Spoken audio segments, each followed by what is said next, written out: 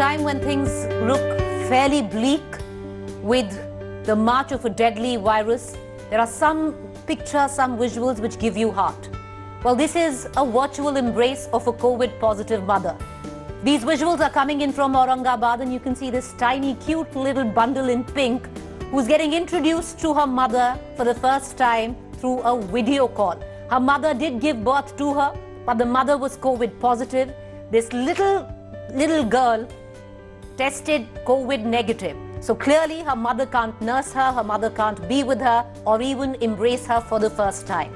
And it was through this small video call in Aurangabad that this little bundle in pink actually met her mother for the first time. Highly emotional for the mother there, but the nurses made it happen. Now this little girl or little baby is going to be kept away from her mother for 22 days. And hopefully once her mother recovers, she will actually get to hold her and not virtually embrace her, which she was doing. But isn't that the cutest image that you have seen today?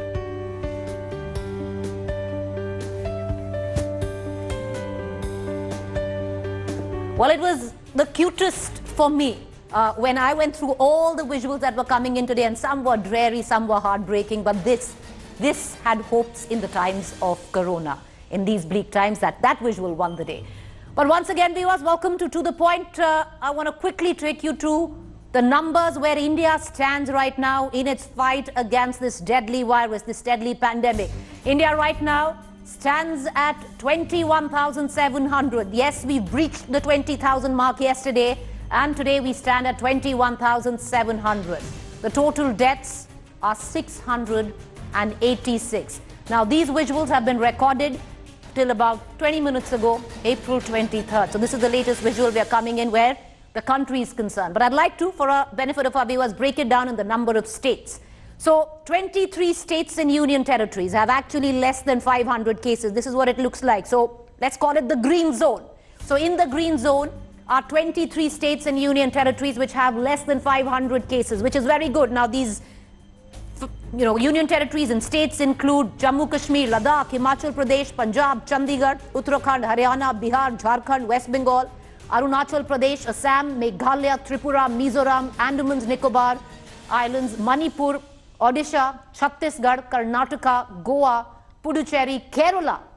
So all of them, come May 3rd, could possibly be able to lift the lockdown in a phased manner. Hopefully so. Fingers crossed there. They're recording less than 500 cases right now.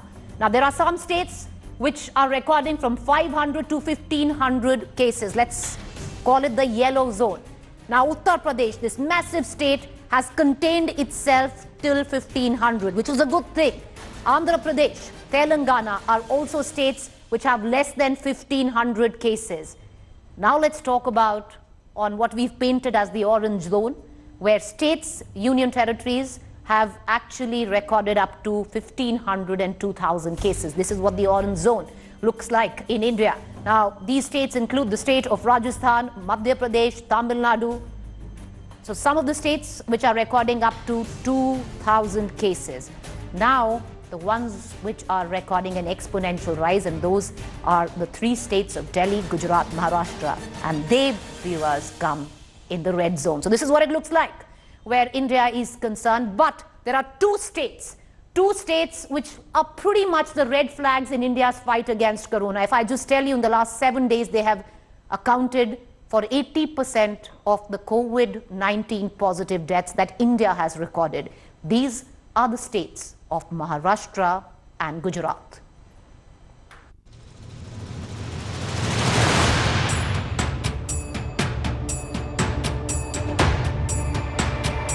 Over 21,000 COVID-19 positive cases in India and counting. 80% of deaths reported on Wednesday in India came from these two states. 54% of all deaths due to COVID-19 in India have come from these two states. So what's going on? Over 5,500 cases in Maharashtra and counting. The worst hit state, Maharashtra, is India's biggest corona red flag from day one, recording the highest number of cases. And with over 3,000 cases, the city of dreams, Mumbai, is having its worst nightmare. On Wednesday, Maharashtra reported 18 deaths, 12 of which were said to be high-risk comorbidities like diabetes, hypertension or heart ailments. The mortality rate of Maharashtra stands at 4.7%. India's mortality rate stands at 3.1%. In a bid to bring down the mortality rate in the state, the Maharashtra government will now survey senior citizens with medical history on priority. People and family of senior citizens will be made aware of necessary precautions. Now, considering the fact that maximum positive cases are that of senior citizens, the BMC is going to undertake a special survey of senior citizens, and every household which has senior citizens, especially starting with slums, they are going to hold a special drive to test senior citizens. Also, a 7-member committee has been formed to strategize and analyze the growing number of deaths in Mumbai and surrounding areas due to coronavirus case. There are 2 committees that are being formed of experts to analyze deaths in Mumbai and in Maharashtra. Gujarat. Let's talk about the state of Gujarat now. Over 2,500 cases and counting. The second worst hit state, Gujarat, entered the pandemic theatre with very conservative numbers. Charged for not testing enough, but now, after relative testing, the rising graph of cases across the state have left authorities anxious. With the lion's share being concentrated in Ahmedabad, Ahmedabad alone has over 1,500 cases and has accounted for 60% of deaths across the state. The mortality rate of Gujarat is 4.2% compared to India's at 3.1%. But the big worry comes from the last 5 days alone. Gujarat has reported 62 deaths in 5 days. India has reported 197 deaths in 5 days. With Gujarat reporting the lion's share, 30% of the total fatalities in India in just the last 5 days, questions now will be asked of the Gujarat administration. Ramzan के अनुसंधान में मेरे लोगों से विनंती है कि लोग इकट्ठा होने से संक्रमण फैलने की पूरी संभावना है, इसलिए ऐसा ना करके आप खुद भी बचिए और दूसरों को भी बचाइए। जब तक लॉकडाउन चालू है तब तक अगर किसी जगह पे लोग इकट्ठे होंगे तो पुलिस कार्रवाई करेगी। The increasing number of coronavirus cases in Ahmedabad and Mumbai mean the 2 cities will be observing the lockdown in the strictest terms. Any further relaxation could take days. And while certain states are already in containment and hoping to flatten the curve, the question is for Maharashtra and Gujarat, what will it take? For how long? And what will be the collateral? The price in human life that these states will continue to pay as they continue to fight back. Bureau Report, India Today.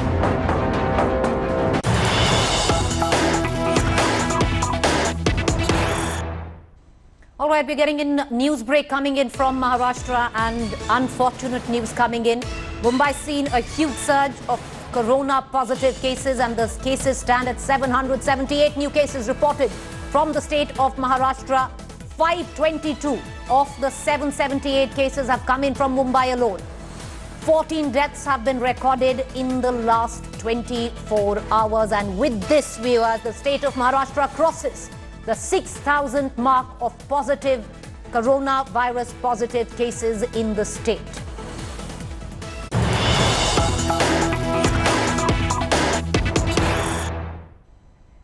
More news being reported from Maharashtra, and this is worrisome. And the reason is Housing Minister Jitendra Awad has tested positive to COVID-19. Why it's worrisome is because the same minister had gone into quarantine and had tested negative the first time. So the second time, Jitendra Awad has now tested positive. What does it mean? Because it's a larger picture which gets thrown out there in terms of a negative test first, but he was still in quarantine after the negative test. He went in for a second test and has tested positive. So all of you out there, if you've tested negative and you still feel to have symptoms, stay in, stay safe, don't infect others. This is an example of that. I want to bring in my colleague Devesh Singh, joining me live right now for more updates. Devesh, You know, what's worrisome here is not the fact that the minister has tested positive, because their import in the numbers of Mumbai is high of positive cases. The worrisome part is the same man tested negative first, only now to test positive. Has he been in quarantine after his negative test? Yes, Preeti. Jitendra Avhad had tested negative earlier. Remember, there was a senior police inspector from Mumra police station whom we had met. Mumra being his assembly constituency, he had met the police inspector, and after that, the police inspector tested positive. After which Mr. Avhad went in for testing and he had tested negative, while there were several others. There were 14 others, including former member of parliament from Thane, Anand Paranjpe, who had tested positive after being in contact with Mr. Avhad. There were 14 others, which included NCP party workers, house help, and 5 police bodyguards working for Mr. Avhad who had tested positive. After which Mr. Avhad went into quarantine. He was into isolation. And he was tested, but he was tested and he had tested negative then. After which, day before yesterday... Before I let you go, Devesh, okay, so he tested negative, he was in quarantine, he's tested positive right now. What is his current health condition? He has been admitted to the Fortis hospital in Mulund. He was admitted day before yesterday at another hospital, and as his condition deteriorated, he was admitted to the Fortis hospital in Mulund, Mumbai, where he's set to be treated for COVID-19 right now.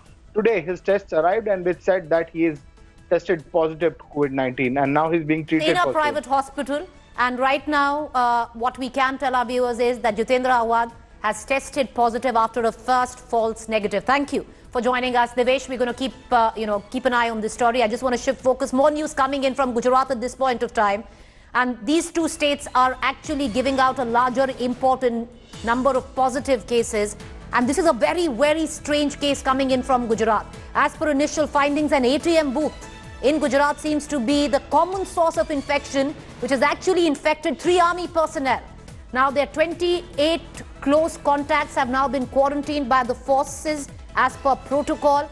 But the question here is a possible ATM that led to that infection. I want to cut across to Manjeet Negi, my colleague, joining us. Manjeet, these army personnel, 3 of them that have got infected, seem to have gotten infected from an ATM. Is the ATM the source of infection?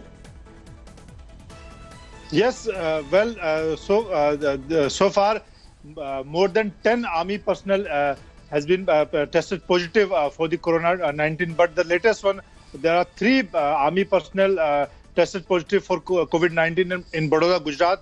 And as per initial finding, the ATM booth seems to be a common source inside the army premises. And as you're aware, the 2 days back, more than 26 Navy personnel also posted positive for COVID-19.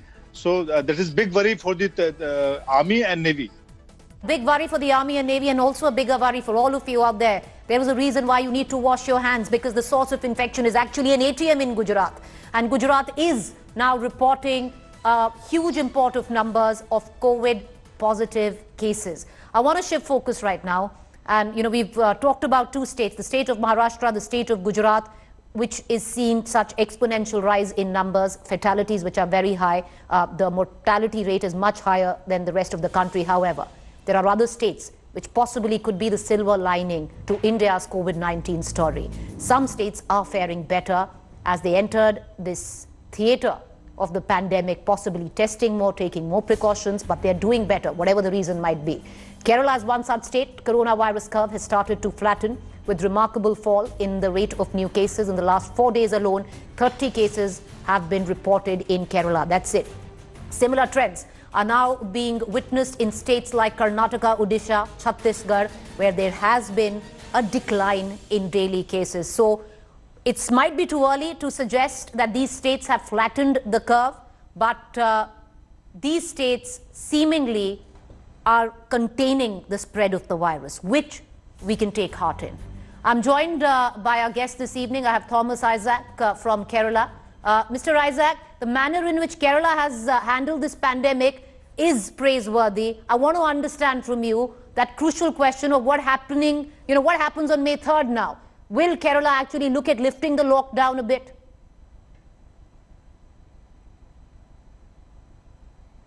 India is a very large country, a subcontinent size. And therefore, ground conditions in each state is so different. I think we must act with flexibility. Certain states, lockdown will have to continue. Certain states, certain restriction can be lifted. In the case of Kerala, we want more flexibility. Now, we are prepared. We are preparing for the worst. Our worst is yet to come. We are expecting once the lockdown, national lockdown is lifted, I don't know if it's May 3 or after, we are expecting something like 5 lakh migrant workers from the Gulf and many from Europe and of course other states in India to come back to Kerala. Our big challenge will be to test them all and proved positive, they will have to be quarantined. Even otherwise they have to be put under observation. But we want to unlock the economy sector by sector, say agriculture, small-scale industries and so on, and see the shops are open in a restricted way. But we want to do something else. We are just going to ensure that all our vulnerable population, that is anybody above the age of 60 and have certain particular type of diseases. So all this vulnerable population, they would come to something like 12-13% of our population. They would entirely, we will see to that, they will remain in the house, even in the house, in isolation. And it's a kind of reverse quarantine. And that's our strategy. I mean, I don't know if this would be possible in many other states, but in Kerala, it's possible. I'm just returning from meeting with my panchayat members, my constituency. Of course, not all panchayats, but panchayat presidents and key officials. They are preparing for the reverse quarantine. See, in this block, the Gram Panchayats have a joint program where we have tested for blood sugar, hypertension, cholesterol, height, weight, digitalized data of every citizen is available in the PHE. Therefore, we can very clearly identify who should remain in the house and what all facilities we have to provide for them. So we are planning the whole afternoon how to do this. The Finance Minister of Kerala, Mr. Isaac, do stay on with me. Joining me as well right now live is Kalikesh Singh Deo. He's a BJD leader. And Mr. Deo, if you look at Odisha faring well, not flattened the curve yet, but pretty much you have the pandemic controlled in your state. Odisha, the curve is certainly declining. I think we were lucky to not have too many cases to begin with. I think we are one of those states who are labor exporting.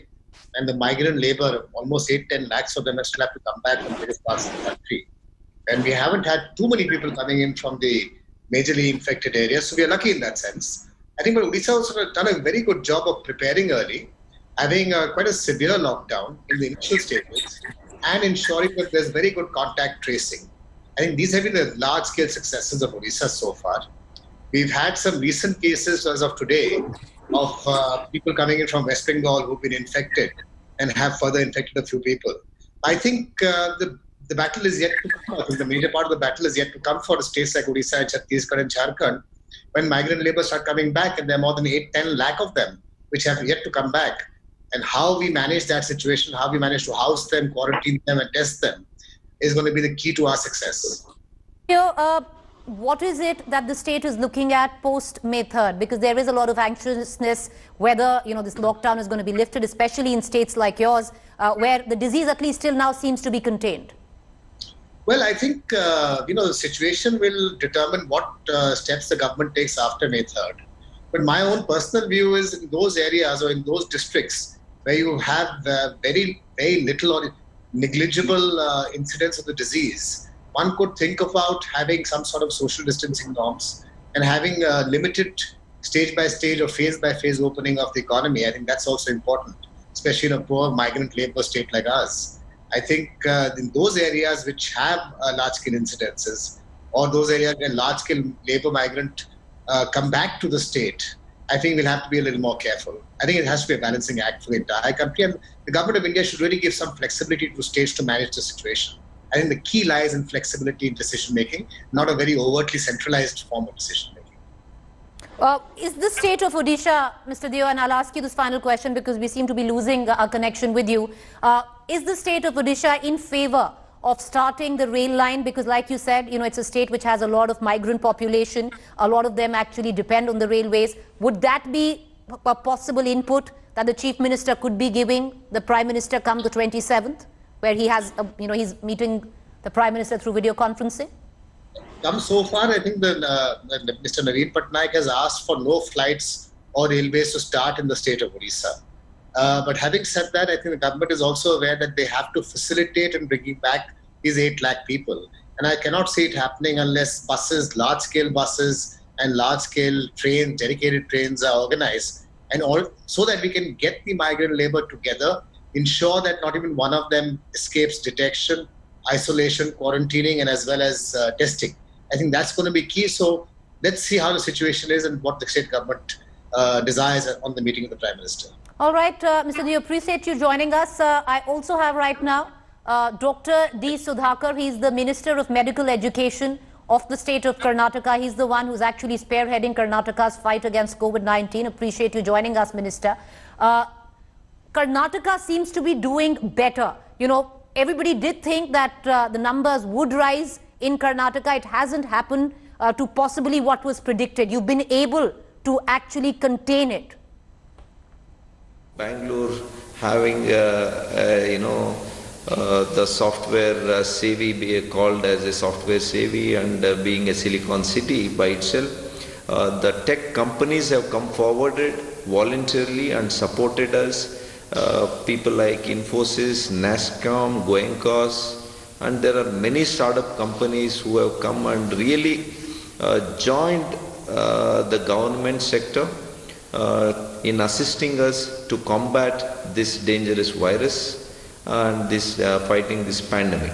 That is why I feel that we are ahead, and also we use this we did not use this rapid test kits. We were not obsessed with this because we knew that the real-time PCR is the test to find out about the presence of virus in a person, and this would be an accuracy test. So as you know, the rapid test kits, now even ICMR has told to stop it temporarily because they are giving a false negative. Because these tests, rapid test kits, though they can be used for only for 10-15 minutes, the results are out, but it is useful only when the society or in a country where there is a predominant spread in the community, and just to check whether if a person is come out of the corona positive stature, because once after the recovery from the COVID, a person would have developed the antibodies, and this rapid test kits is only used to know whether the antibodies are generated in his person, not to screen whether he is a corona infected person. So in fact, RT-PCR is the test, and we are using many in number. Today, our testing capacity has increased to more than 1,000 numbers in Karnataka. All right. So our test rate in the entire country, Karnataka stands first, because for every almost 80 tests, only one person is being tested as positive. The least is being Maharashtra, I think. For every 11 tests, one person is being tested as corona positive. All right, Dr. Sudhakar. That means the spread in Karnataka is not, it is not spread, it is contained. Dr. Sudhakar, I want to ask you one quick question. Now, like you said, somewhere down the line, and your numbers seem to suggest, because you are testing also, that the curve isn't rising as sharply, you're possibly containing the virus in the state. Now, what would you recommend come the May 3rd? Because the Chief Minister has a meeting with the Prime Minister as a virtual meeting through video conferencing. What would you actually suggest at that point of time? Do you think it could be rolled down there could be partial lifting out of the lockdown for the state of Karnataka? It's a very difficult question for anybody to answer in the world at the moment, but I feel we have to balance between life and the livelihood, and the lockdown cannot be a permanent measure. It is not a permanent solution. Someday we need to understand, we need to live along with this virus. Corona is going to stay, and human beings also has to stay with this coronavirus. We need to understand how we have to change our lifestyles and still continue with our life. So in order to do that, we need to have a very, very planned approach of staggered release of the lockdown. And so in this regard, we need to ensure those green patches or the green zones and the rural areas where the agrarian sector is there, they anyway in their professions, they maintain the social distancing pattern, and so there you can allow the agrarian sector to continue to do their work.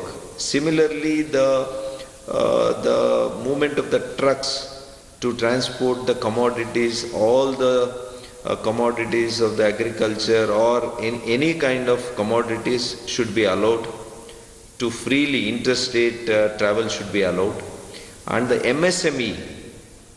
MSME should be allowed. And I also feel that the irrigation works, MNREGA works, and the works to carry out in the roads, these are the areas where we can initially start experimenting to release in a very staggered approach. And then we can see how the situation reacts, and then probably we can take a review of it. All right, Mr. Thomas Isaac, Finance Minister Kerala, and Dr. Sudhakar, appreciate you joining us, and let's just hope that your fight in your states against COVID goes exactly like it's going right now, and from containment you're able to flatten the curve. Well, with that, it's a wrap on To The Point, but we do leave you with these heartening visuals. We started off with one visual which gave a lot of heart, and hopefully this will as well. While the country stays locked down, nature has pressed the reboot button.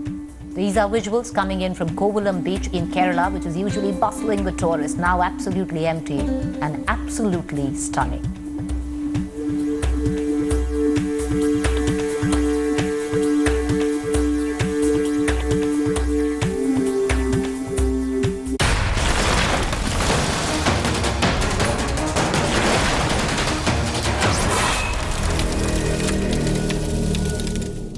Hi everyone, Preeti Choudhary here. Hope you like this video. For latest news and analysis, like and subscribe to the India Today YouTube channel. And don't forget to press the bell icon to stay updated. Thank you for watching.